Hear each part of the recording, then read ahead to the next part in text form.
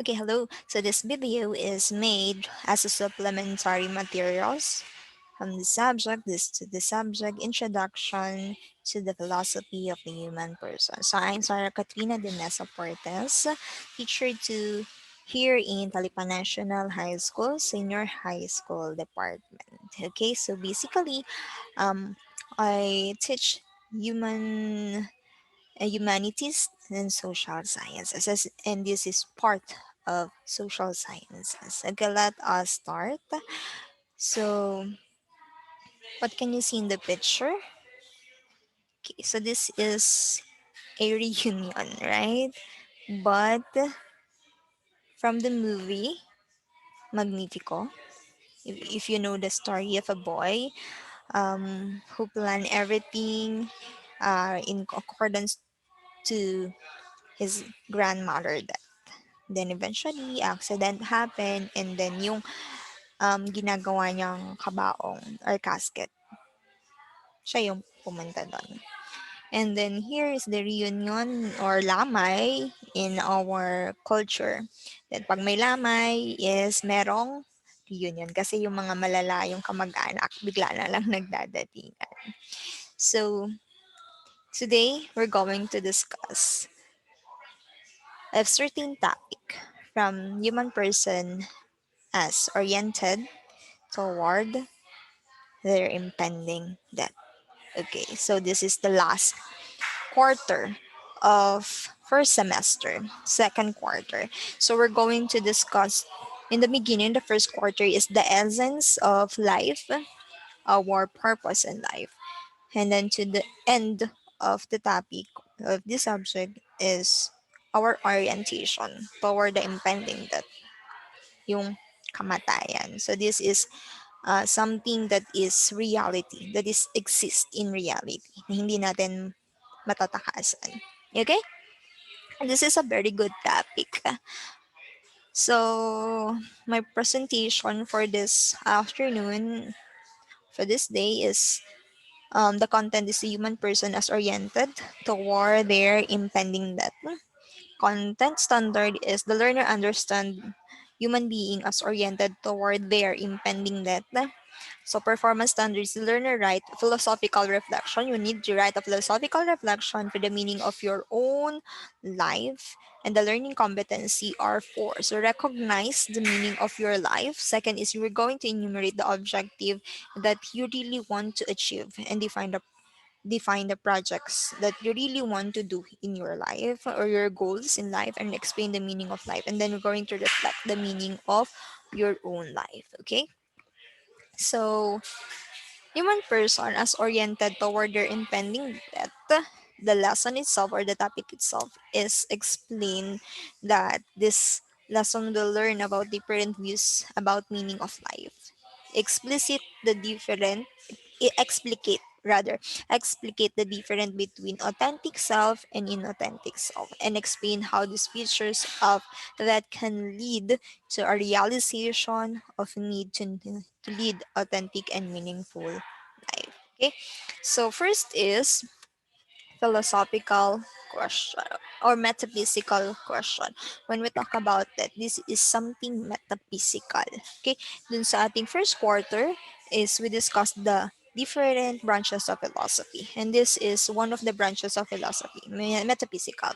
When we talk about metaphysics, it's a branch of philosophy that explain fundamental nature of reality, meaning that really exists. Nangyayari yan. And somehow, natatakot tayo for the process of death because it's something that you're going to go through in the end. Okay? So, we have no idea if we're ready or not because sometimes being ready or being not ready for something is very scary. So, next is you're going to ask or to ask about the end is very human. So, talking about death and ending or the end of a life is natural for a human person. So that is a context of spreading medicine, spreading religion, and other aspect. For example, in medical sense, a person is dead physically. If hindi na sila huminga, or they're not beating their heart, or not functioning at all, physical death. When meron naman din aspect pagdating sa religion na you are spiritually dead. Di ibig sabihin, physically nag-exist ka, pero yung religional aspect mo, yung pananampalataya mo sa Diyos is somehow hindi na nag-exist, which is dead na. And others matter, so on and so forth. Okay? So, a person, an individual person can define it of their own. Minsan, when yung mga tao na very emotional. They are suffering death every day. For example, nung namatay yung paborito nilang aso or yung pet nila, they experience a loss. Okay? Karamdam nila. They die every day. Mga ganun. O kaya na nakipag-break ka sa boyfriend mo, sa girlfriend mo, feeling mo some of you die. Mga ganun. So, it's very different or context of that. So, meron tayong iba't ibang context. So, next is philosophical claim about that. So, meron mga philosophical claim tungkol sa that.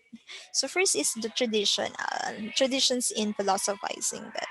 So, there are two main crop streams of philosophies of that according to Buven 2017. So, the first one is Platonic. When we talk about Platonic in philosophizing the death, it is emphasize of personal afterlife and recommend medication on death as a preparation for the postmodern experience. When we talk about Platonic, in terms of death, tinitingnan natin na ang isang kamatayan or death is something that you need uh, to view na meron kang pupuntahan after life. Okay, so that is platonic. Something great na mangyayari. So usually pag mga matatanda na or yung mga wisdom person, mga ganun, mga bayani, um, mga mga may mga legendary, mga ganun. Usually hindi na sila na they don't fear that because there something in their personality na nagawa na nila toward their life, and maganda na yung pagtingin niya. Yung maganda yung nakikita niya toward the death because fulfilled na siya. The second is the Epicurean, okay? So which casts doubt upon the personal afterlife and encourage becoming desensitized to death. So when we talk about the second one, the Epicurean, it's something about doubt. Parang you are not certain, or you're not um you don't know what will happen after life. Okay? So, hindi ka fulfilled. You're doubting kung saan, pagkatapos nito, sana, ano na yung kasunod. Because, marami ka pang mga bagay na hindi nagagawa sa buhay or hindi mo pa na-fulfill yung iyong mga goals in life. Okay? So, another is, merong philosophical claim also about that, according to Socrates, is nothing to fear. So, that is nothing to fear. To fear that is to think one's know the unknown. So, sabi niya, since ano na siya, parang, sabi niya, and that daw, hindi dapat katakusan. Kasi, bakit ka matatakot sa isang bagay na hindi mo pa alam? Okay? So, yun yung sinasabi niya. So, that is irrelevant. For even in life, in this world, is ending. Okay? Philosopher would not live differently that he does now. So, his task is to live in is to know the good, seek to live the life is proper to man, regardless how much time there is, according to Gonzalo. So Socrates also said, didn't think we could know if there are afterlife or not, but he thought that there were really two possibilities. So hindi siya sigurado, hindi niya niisip na meron ba afterlife na may pupuntahan pa ba or wala na. Pero meron daw dalawang possibilities according to Socrates. So first one, that is either number one possibility is dreamless sleep. It's a nice, not necessary good use of it. Ibig sabihin, ano, tulog ka lang. Ay, sorry. So, it's dreamless sleep. Parang natutulog ka nang walang nangyayari. tulog ka lang. Next is second possibility is passage to another life. Get to hang out with cool people from the past who have already died. So, in second possibilities is may afterlife. And then, at okay yung afterlife kasi nakakakita ka ng mga sinaunang tao na pwede mong kausapin, 'di ba? Yun yung sinasabi ni Socrates. Number one is tulog ka lang. Second one is merong afterlife, may soul na pwede niyang makita kung sino yung mga namatay na at makausap. So, parang parang heaven. And then, yung mga spirit is nandyan din. So, yun daw yun doon. Kaya hindi daw dapat katakutan yan. So, therefore, either way, that is nothing to fear. Kung alam niya na may dalawang patutungan, so bakit siya matatakot? Yun is according to Socrates. Another is about the philosophical claim on death is Saint Thomas Aquinas. So, not natural to man or soul is immortal. So, ang tao daw is mamatay naturally. Pero yung ating soul is will live eternally or immortal yung soul natin. And nothing is said to be natural if is precede from a principle of nature. Now, the essential principle of nature are form and matter. So the form of man is his reasoning soul, okay? Yung nag-iisip, reasoning soul, which is immortal. Whereof the death is not natural to man from the point of view of this form or this soul. That is according to Saint Thomas Aquinas. Another is Epicurus, nothing to us. So that is nothing to us. That is nothing to us, for what has been dissolved has no sensation, and what has no sensation is nothing to us. So life is good. Make sure to enjoy it. Ibig sabihin, sa kanya talaga nag-originate yung YOLO. Okay? You'll only live once. So, kung nandyan yung moment, so live with that moment. And then pag dumating na yung ano, yung death. So it's not sensational. Wala ka nang nararamdaman doon. Okay? So what paano ka pa matatakot doon or paano ka makakaramdam ng pain if that is sensational or wala nang feeling at all when you encounter that. Yun yung sinasabi niya. Kaya we need to live with the moment to enjoy every inch or every aspect of our life. Okay? So, according to Epicurus, so meron tayong tinatawag na annihilation. So, accustom yourself to the belief that that is no concern to us. Since all good and evil lie in sensation, and sensation end with death. So, that is the most dreads of evil, is therefore of no concern to us. While we exist, death is not present. And when we live, and when death is present, we no longer exist. Therefore, is nothing either to living or to dead, since it is not present to the living and the dead is no longer there. So it's something that if we're alive, walang death na nag exist. Pero kung nagdating na yung death, hindi natin siya, wala tayo in the near in the present.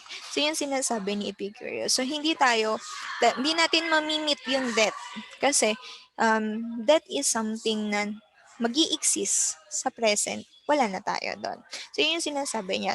So bakit natin kailangan katakutan yung isang, hindi din siya natatakot about it kasi nga hindi natin may encounter yung death outside. So meron lang ibang tao na kinakatakutan yung death kasi nga wala silang na-fulfill na goal or essence in life. Okay? So, unlike the philosophers, the wise old men, or yung mga matatanda na-fulfill na nila or nagawa na nila yung mga dapat nilang gawin, there's nothing to fear about that. And that is something that is so natural and so normal. So, if you know when or how, so bakit ka matatakot, diba? Or something na nagawa mo na yung mga dapat mong gawin, there's nothing to fear about it. So for our first activity, so I will send a Google form. So this is the Google form. So I'm going to discuss this para pag sasagot niyo sa Google form, alam niyo na yung isasagot natin. This is an individual activity. Okay? So if you have any questions regarding the impending death of in philosophy, you can message me in our Facebook group. Okay, so the first activity is we're going to have these three philosophers: Socrates, Saint Thomas Aquinas, and Epicurus. Then, what are the notions on that? So, according to Socrates, not to be feared, that is unknown, so irrelevant, and remain good. For Saint Thomas Aquinas, the physical body dies, the soul is immortal. Okay, according to naman kay Epicurus, nothing to the living nor the dead dissolving. So the annihilation, why them from problematize? So bakit natin sa problemahin kung hindi naman natin sila mai-encounter, 'di ba? Parang gano'n. And then this is the something that you need to answer. So where should life lead to given the assumption? So ano yung life? Where should be life led if given this assumption? So what is your answer? According to Socrates, ang notion niya is not to be feared. So, what is life to led kung ganito yung assumption natin? Second, ano yung implication niya, ang meaning sa ating sariling buhay according to Socrates. Okay? You're going to give the reflection according to this philosopher and their notion about death. Okay, next is individual activity again because of course nasa needs tayo ng pandemic, we need to be uh, to learn self-learning, okay, and individual activity, okay. So if life is so short, why don't you let me love you? So you're going to enumerate the objective that he or she really want to achieve, or you as a student, what are your objective that you really want to achieve, and you're going to define the project that you really want to do in your life. Okay? Ano yung mga project na kailangan nyo or yung goals na kailangan mo gawin. So these are my reference. So you can search this reference para meron kayong idea.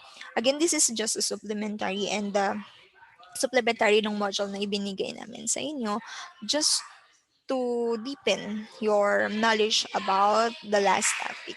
Okay? So again, this is Sarah Catrina de Mesa-Portes, and this is verified and checked or noted by our senior high school coordinator, Sir Carl Erickson I. Ibarra. Okay, so I will wait for your concerns regarding this additional topic or additional supplementary materials. Okay, so I hope I hear something about to our student, and then and I wait for your projects. I mean activities. Okay, that's all. Thank you. Bye.